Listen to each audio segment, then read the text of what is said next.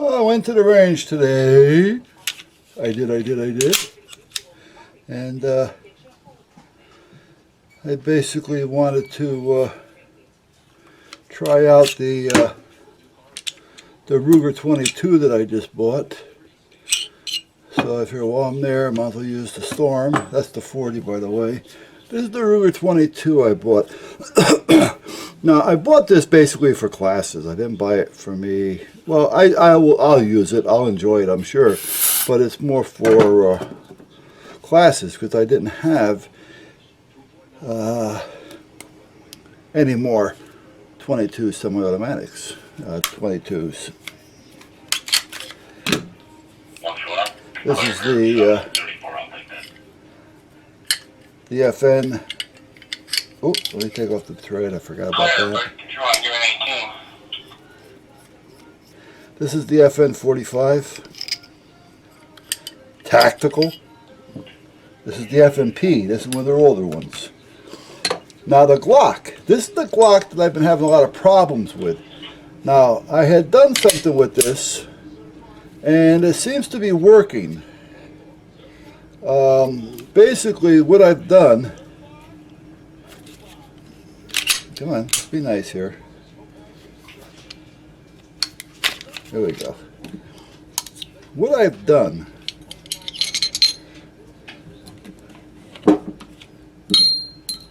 I took the frame, and I have a holder that I made to hold a lot of my firearms when I'm cleaning them or just setting them there in place. Let me see if I can find it.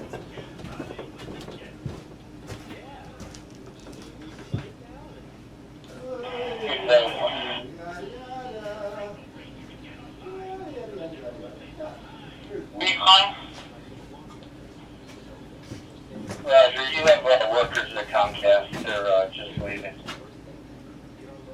Alright, this one isn't really for the 45. I got that in the house. I made a couple of these up. So if I want to, I can just kind of put it there like so. Alright, now this is made for the 22. Which is not this 22, but I'll have to adjust it for this 22, but it works. But meanwhile, what I did, I have it made for the 45. It fits just like the magazine would fit into the handle of the 45. So the 45 slides in there nice and snug and right to where it's supposed to fit, lengthwise and widthwise, girth. And then what I did was I took it and I put a twist on it. Now because it was fitting snug in here like it's supposed to, like a magazine did, I didn't have this play. So I was able to push it over. I bolted this down using clamps to the desk over there, to the workbench. And then I took another clamp and I pulled this sideways a little bit, putting a little bit of a pressure on it. And I left it like that.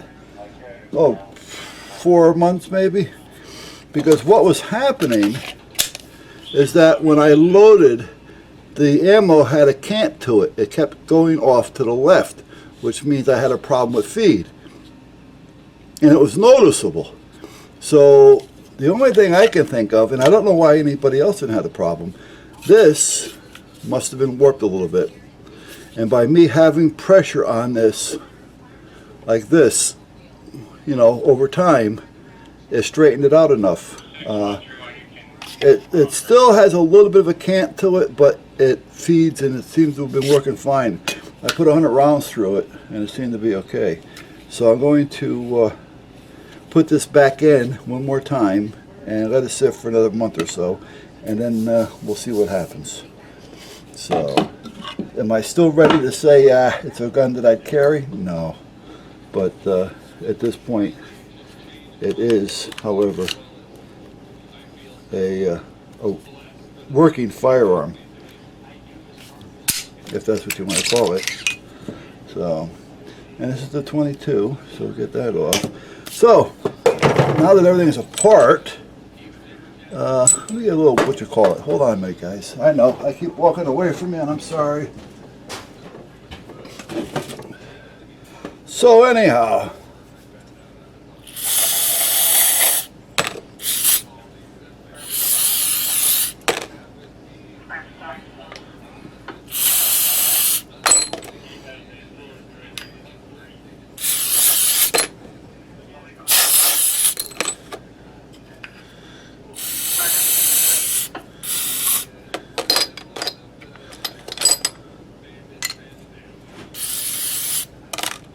The 22 worked good. I was surprised. I didn't have to really do much with it whatsoever. Seemed to read just fine.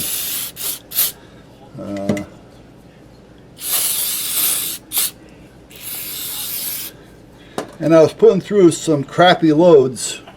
The 22s could be a little finicky at times. And I don't like finicky guns.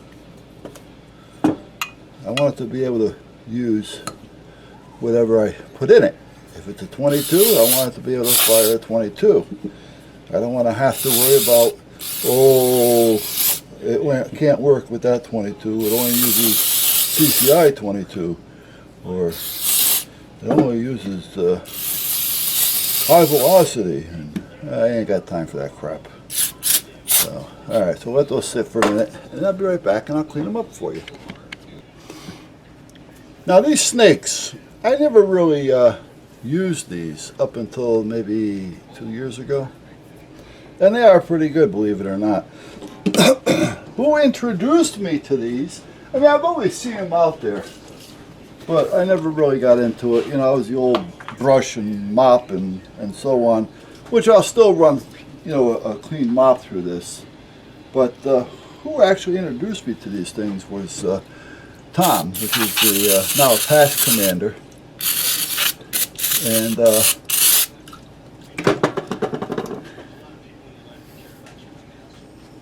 which one do I have here? Okay.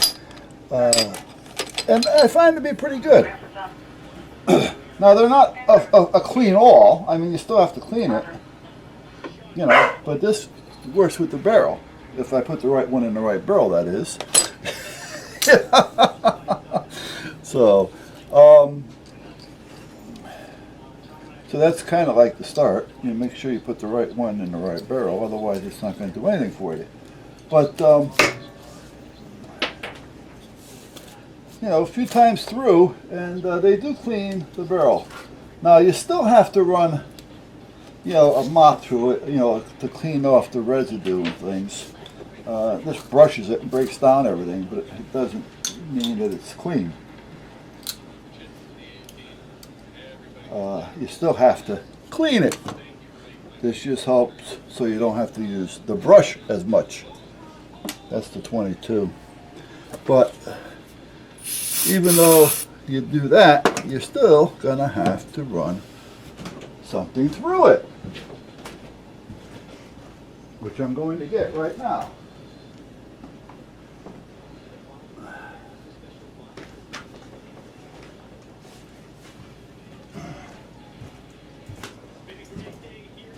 Ta-da! Now, I'm not one for buying cleaning kits. I buy what I need, because you buy a kit and you get a lot of shit that you're never going to use. So buy the caliber that you need and buy what you need for that. Alright? There's no sense buying a kit and paying for shit that you're not going to have, or you're not going to have and use, and you know what I mean. So buy everything separately and screw the kit. In my opinion. And you know what they say about opinions. So, meanwhile, back at the ranch, I am forcing a piece of cotton in here, and I'll put a little cleaner on that.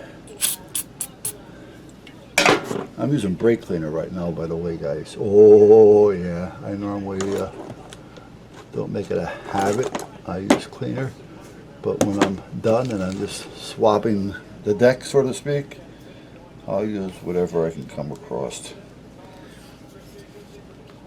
It's not going to really hurt it. I just don't want to make it a habit, nor do I want to put any on the actual frame of the firearm, unless it's metal.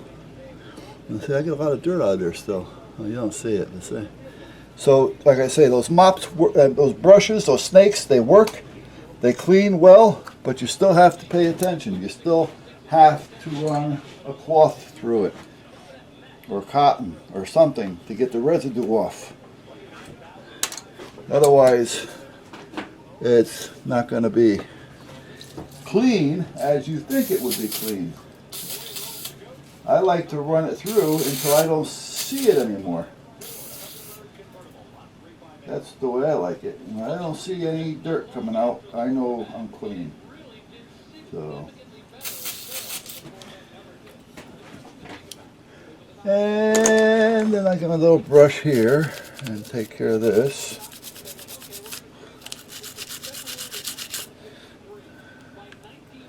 Oh yeah, a little toothbrush. Oh yeah, a little toothbrush.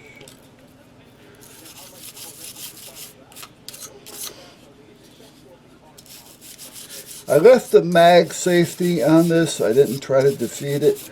Personally, I don't care for them. If this was a carry gun, I would defeat it. But I'm not going to be carrying a 22. Nor do I plan on using a 22 for a defense piece. Especially when I have tons of other things around. But I don't care for the magazine safeties. Because if by chance you dropped your magazine out of the firearm by mistake, in the heat of the moment, when adrenaline's flowing and you're a nervous wreck, you drop that out, you have one left in the chamber, but you're not going to be able to use it because the firearm will not fire with the magazine out. So at least if there's one in the chamber and you can utilize it, it'll give me a chance to retrieve either the one I dropped or throw a full one in, a clean one that's ready to go again. So you want to, in my opinion, again, opinions, you know, and we all learn from one another's opinions. You know, either we go for it or we don't. But in my opinion, on my carry firearms, I don't care for the magazine safety. Now, for purposes of training, it's a good idea because it gives the student a chance to see what it actually is that I'm talking about instead of just telling them about it.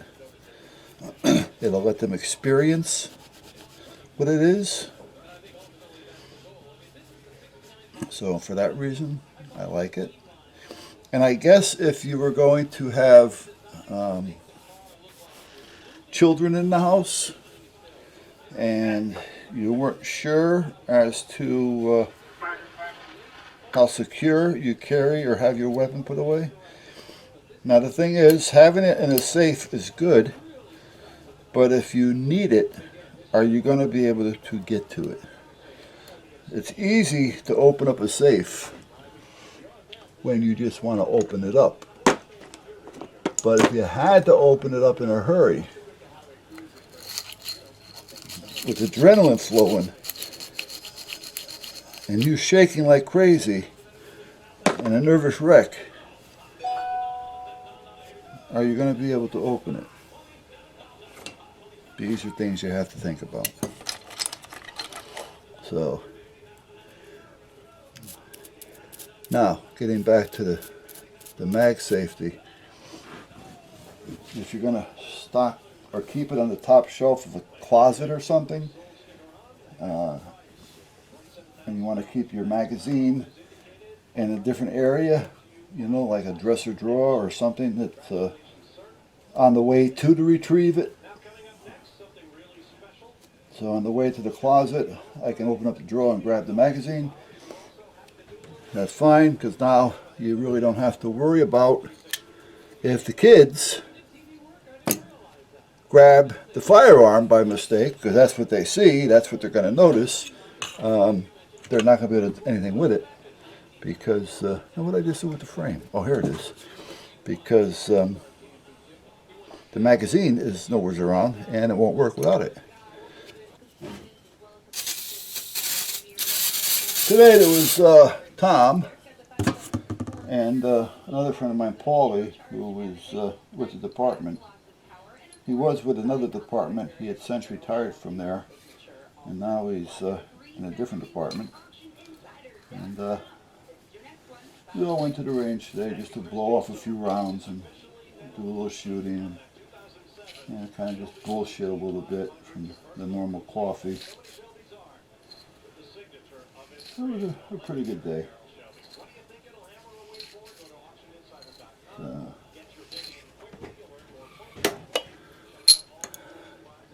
Let me see. What do I have in there? That's not going to work. I need a brush. I need a brush for the 45. That is not a 45 brush. What do you mean? You know what I mean? You can tell just by looking at it, it's not a 45. So let me put that one back in there. Let's go down to the...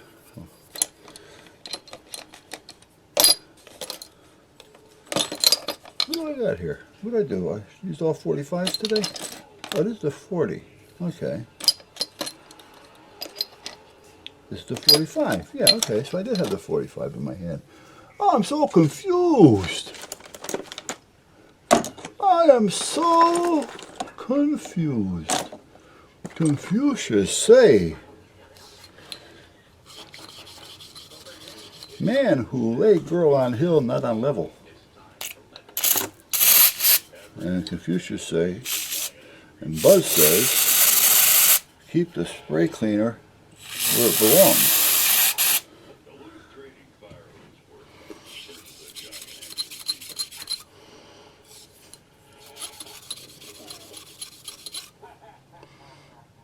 There we go.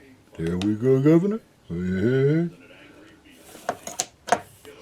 So anyway, guys, I may have fixed the problem with this Glock finally. Like I say, it went back to Glock 3 times and they couldn't figure it out. Finally, after looking at it over and over and over again, I noticed something wasn't just right. And luckily, I was able to fix it. Because I'm sure Glock is not going to warn. My only question is if mine was off like that, where the frame was, I guess we could call it warped a little bit. I don't know if that's what you want to call it or not. Why wasn't the others? Because anything in that run should have been that way. You know, why is it just that one? You know, it just doesn't seem right, if you know what I mean.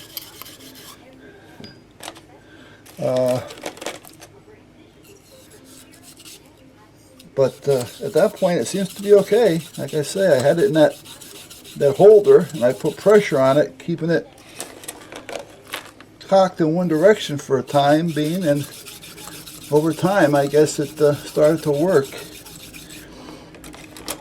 Now, I can't say that, you know, the gun has ever been in the oven, because this gun's never been painted in any way. I never did anything to it. It's a stock Glock. And when I say stock, it's the first generation, and nothing has been done to it. It's got very, very little use on it. I mean, almost to a point where you can say it's new. Because from day one, I had problems with it, so I wouldn't use it. Went to the factory, came back, still had the problems, so I didn't use it.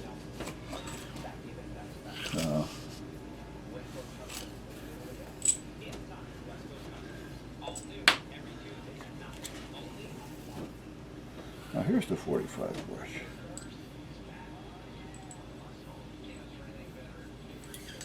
There we are. All right.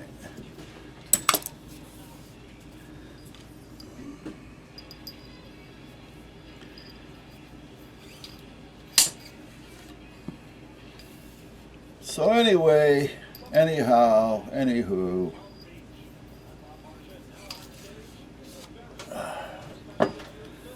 I guess that takes care of most of them. Let me run it through this one more time. Oh, I did that one already. Okay, so they are done. Okay, now to clean.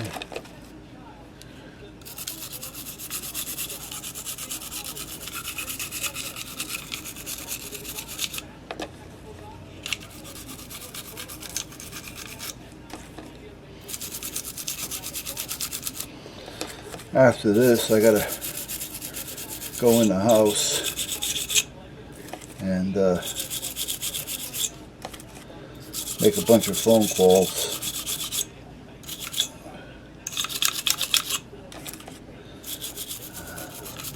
I've been putting it off. I call him Yezu, and I've said that before. I don't know how many times.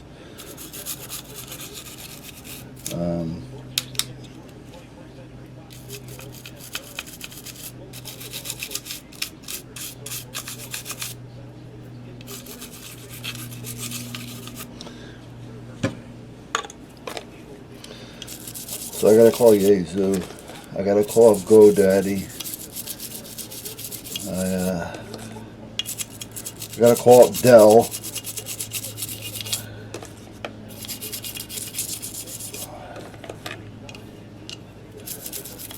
You know, I was always a believer in Dell, and I still am. I like Dell. But for some reason,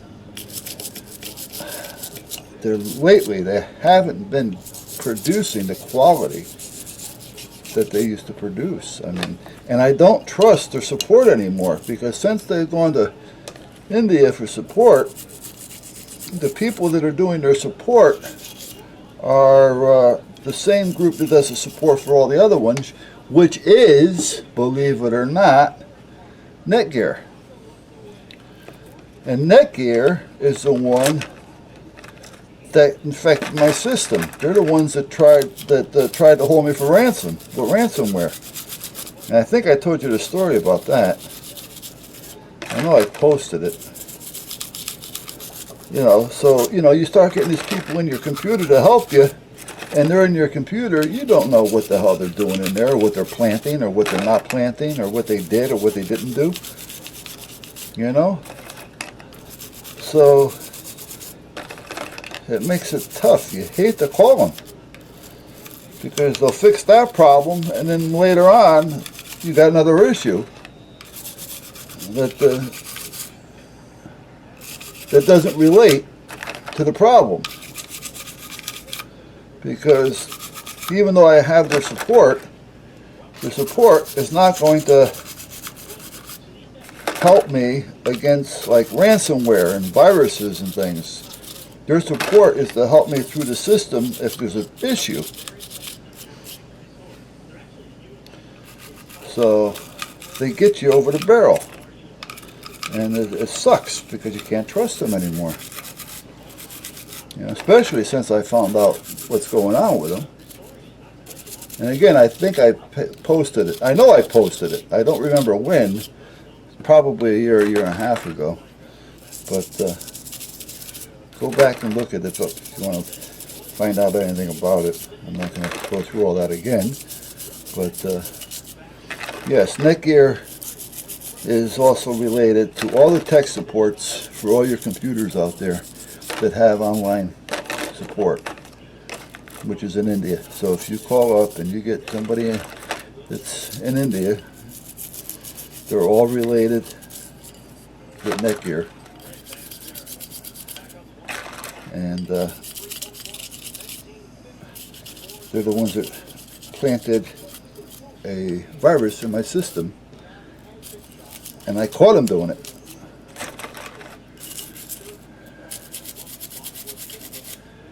So actually it was ransomware, and before I pay ransom, I formatted all my computers and started all over again. I think I told you that part. I don't remember what I listed it under, but you got the idea.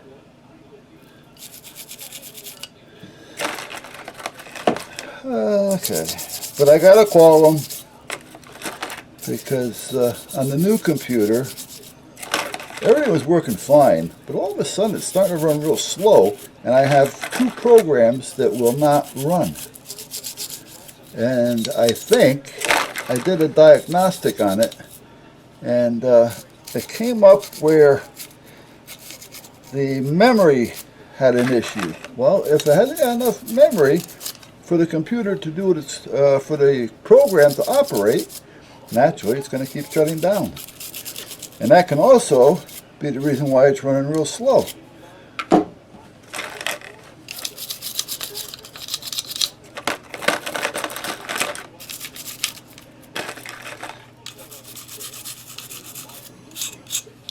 All right. No, it's not all right. I still have some of this stuff. Still have this.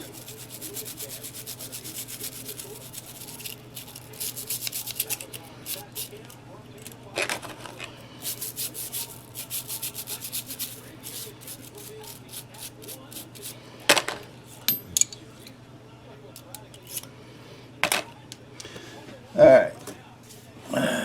A little gun scrub. A little bit more here, just to rinse off any residue that may be left over from the brushing.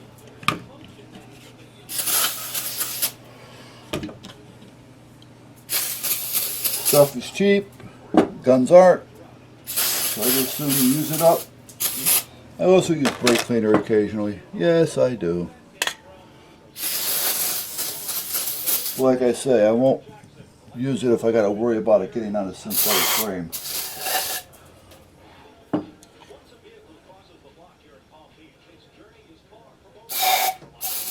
Now, I don't like the way that looks. That's still got some dirt there.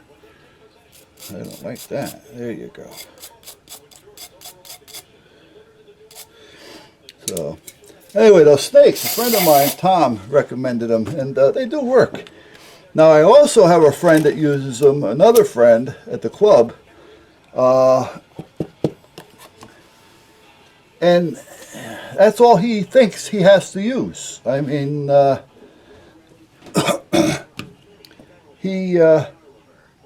me get the right barrel for the right gun here. There we go. What he does is,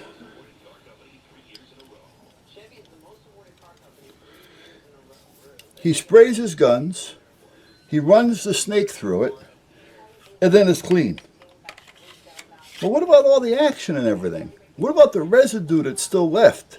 When you run the snake through it back and forth, when the snake pulls through the edges, you get all that collection of that crap on the ends. You know, what about all that, you know?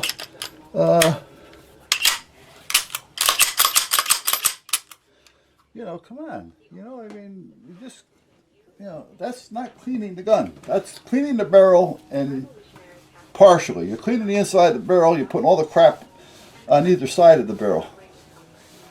Because when your snake goes through it, as it squeezes through, all the shit is squeezing through the outside and it builds up on the outer rim of the barrel, if you know what I mean. So, alright, so, yeah, I like this color, but when you first clean it, it looks like shit. But after it dries for a few minutes, it's back to all one color. But I will run the run the air hose through it anyway. Now this is the only thing with this gun you have to worry about is the threaded barrel, the cap. It will come undone. Now I have a little bit of silicone on it, which helps hold it a little bit, but you got to pay attention to it. All right, now what? Let's go with the Glock. The Glock? Well, it'd be work if I put the barrel in, right? This is the stock spring. I do have a stainless spring, and I have a Long Wolf barrel for it as well. But as long as I was having a problem, I wanted to make sure that I was using all stock stuff. Stock stuff. Alright, well listen, you see me do it. I'm done. Alright, so now that we're all clean, blow out any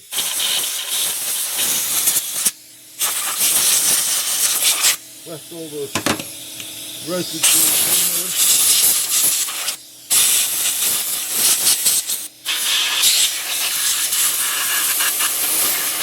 Or anything else that may be in there.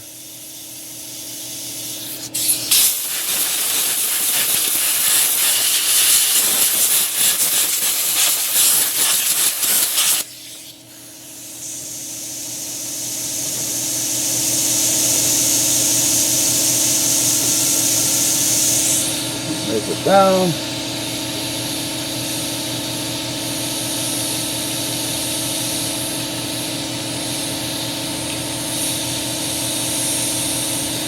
There we go. There we go.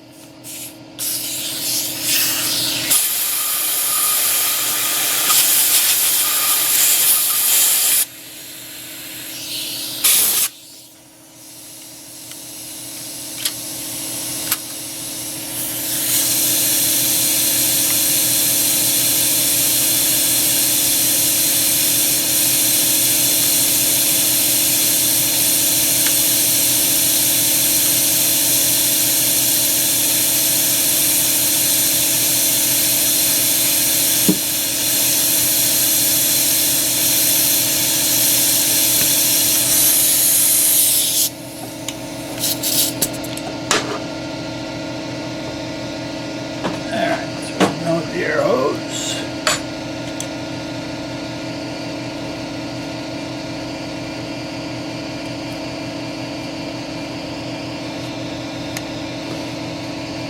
This here is a pleasure to shoot. This is the 45, the FNP 45 Tactical. Doesn't necessarily have to be a tactical, but I'm telling you, this is a pleasure to shoot. It is. It handles like a hyped up 9 or a low 40, and it is on the money. This is a great firearm.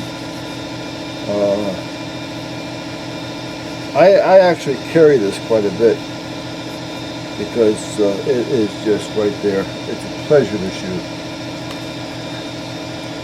I mean, they're all nice, but I'm telling you, that one is a pleasure.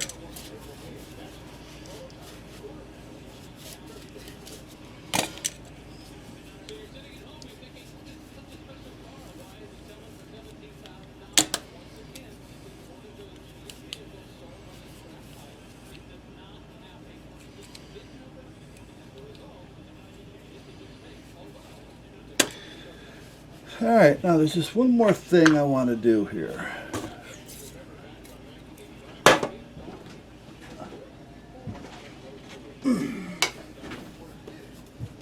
Never dull.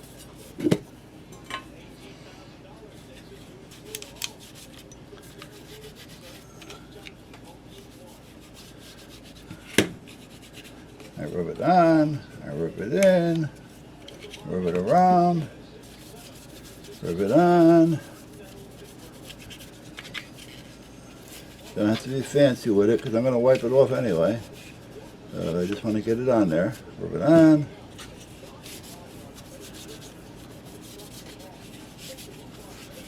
Rub it on.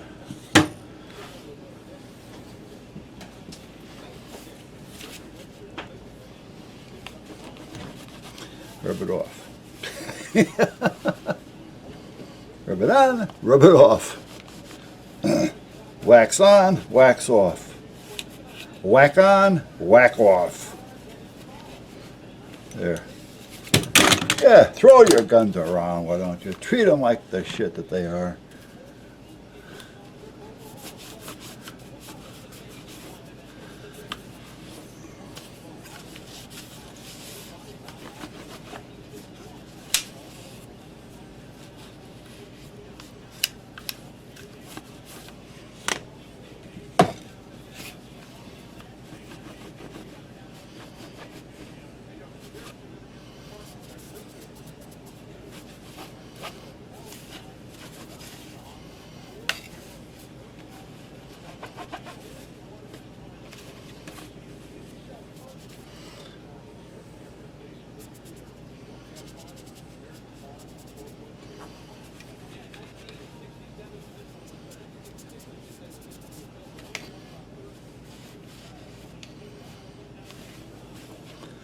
There we go.